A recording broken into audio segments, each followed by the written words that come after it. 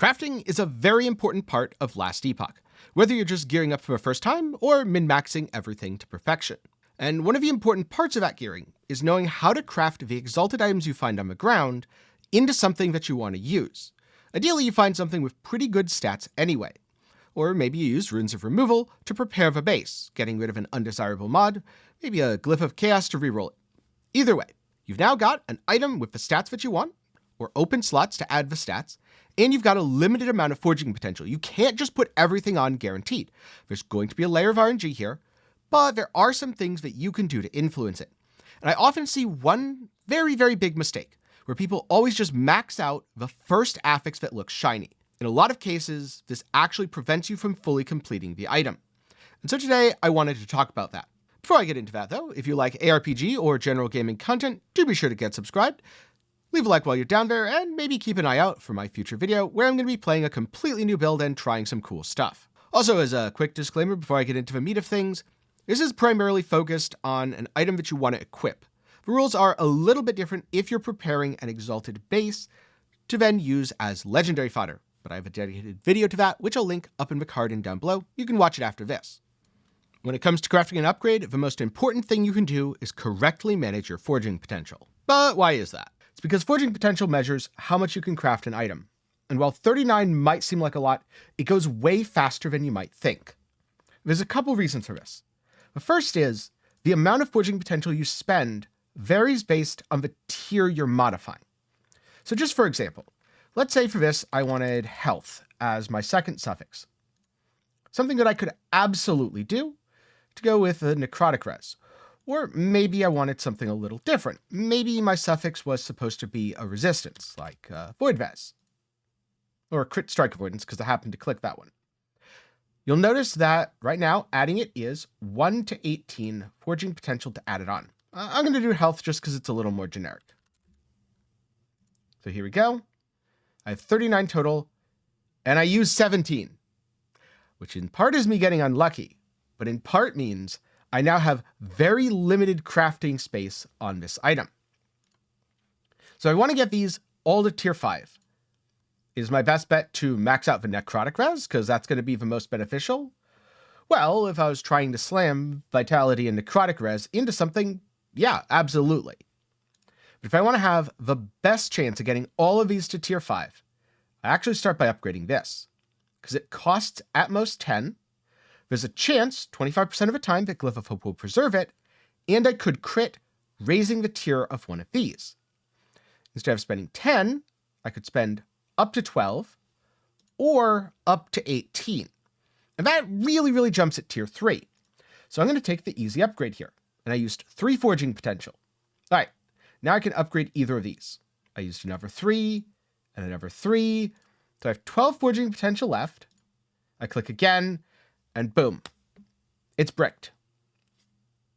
This is going to happen a lot, especially when you get unlucky and use a huge portion of your forging potential up front. Now, there are times where just maxing something out is absolutely the right way to go. Like, let's say this. Maybe all I need, like, I'm going to use this for some sort of fizz build. I really need hybrid health. All right, so I'm going to put hybrid health on. And maybe I'll go potion cleanse. All right, I've got all this. Do I want to level up this because it's T1 and this because it's T1? Well, maybe. But maybe I can just leave this at T1 now. I can say, no, it's fine. That's good as is. This needs to be T5, and this is icing on the cake. If it gets to T3, that's totally okay. If it goes up to T5, that's cool too. So I just start clicking. Bam. Now I have 17 left. Pretty good odds that I'll be able to upgrade this to T5 here. T4. Glyph of Hope preserved. T5. The reason I wanted to do this first is to have the highest chances of upgrading the hybrid health, because I knew I was going to equip the item in this hypothetical situation, regardless of whether or not anything else on it mattered. So, that's the exception that proves the rule. Let's go back to another example of the rule. Maybe I want to use this. I have 21 forging potential, because I already rerolled the armor. I sealed an affix. That stuff takes forging potential. Can I maximize it? Yes. There we go. Crit success. +1 to armor. So this went from 3 to 4 for free. And now it costs me up to 12 to upgrade the intelligence, which gives me a chance to preserve and a chance to critically succeed. Man, the game is just, I'm not doing this intentionally, by the way. The game is just super, super cooperative here. And now I'm still at 21 forging potential.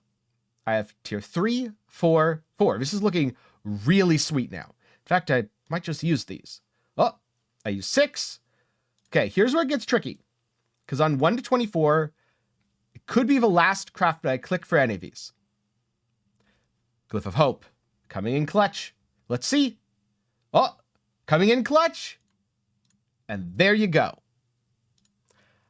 I got very lucky there. Glyph of Hope triggered 3 times, and I got 2 critical successes. But to maximize your chances of succeeding in this way, you absolutely must craft with the whole intent of how much can I get for how little forging potential. Another example, if I wanted to really maximize my damage during Profane Veil, or maybe I wanted to play a Ghost Flame build, where I get all resistances while channeling. I have 35 forging potential. Necro-Res is still really good. It gets me extra ward. Int is still good. Damage while channeling is good. Let's see how lucky I get. So tier 1, 6 used. I have 29 left. 26 left. Oh, there we go. First crit success. Upgrade. 15. Oh, I don't know if we're going to get lucky here.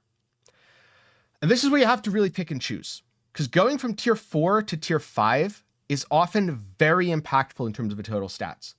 So am I okay with getting T5 all res while channeling, potentially locking myself out of both damage mods?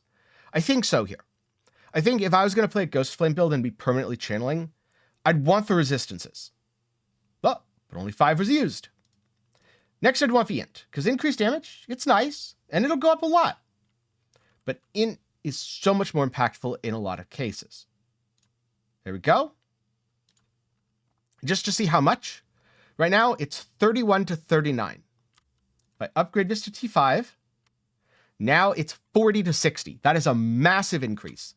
And I've vastly improved this item. Will I end up using it? Probably not. I don't think I'm going to play Ghost Flame. But hey, if I am, I now have a pretty sweet thing to use. So now that I've gone over all of that, I just wanted to add a couple more best practices here. So first up, if you're going to use Rune of Removal, Glyph of Despair, or Glyph of Chaos, remember that these all have a significant forging potential cost. I'm not saying don't do it on the Moonshot items, where, okay, you'll be left with 20 forging potential, because sometimes that absolutely works out, as you saw in the video. What I'm saying is, if you only have 3 of a shard left, and you need to crit succeed, and you also need to seal something, and you need to Glyph of Chaos something, you're probably going to run out of forging potential, and you're better off just waiting for a slightly more ideal base to drop, or purchasing one from the bazaar. Also remember that because tier 5 affixes often have significantly higher value ranges than tier 4, I also want to remind you that none of the things I've talked about in this video are a replacement for using your better judgment. Sometimes, yes, you very much do just want to slam that affix all the way up to T5, due to the wider roll ranges. This is especially the case on weapons where the prefixes are often awesome and the suffixes aren't nearly as impactful for a lot of builds. So use your judgment, don't just blindly follow this. But once I started distributing things more evenly, I found it a lot easier to pick up an Exalted item from the ground and get what I wanted from it. With that said, if you're looking to learn more about how to craft in Last Epoch, I have a wide variety of other videos that I'll link up in the card and down below, including how to craft uniques, how to prepare Exalted items for legendaries, how to make legendaries, and a comprehensive guide that's more of an overview of all the crafting systems in Last Epoch. So be sure to check those out. And I'm also curious, did you know about this trick before, or did you always slam things up to tier 5, and if so, how often did it go wrong? Let me know down in the comments along with other crafting tips that you've picked up and want to share. Now before I go, I'd like to take a minute to thank my patrons and channel members for the continued support. For as low as $1 a month, you can help make videos just like this one possible. YouTube AdSense certainly isn't what it used to be, so direct financial support goes a long way in ensuring that I'll be able to keep making videos just like this one. And also a big thanks to everyone who watched to the end. I hope you learned something, I'm glad you enjoyed the video, remember to leave a like if you did, share it with a friend, and with that, I'll see you in the next one. Good luck with your crafting.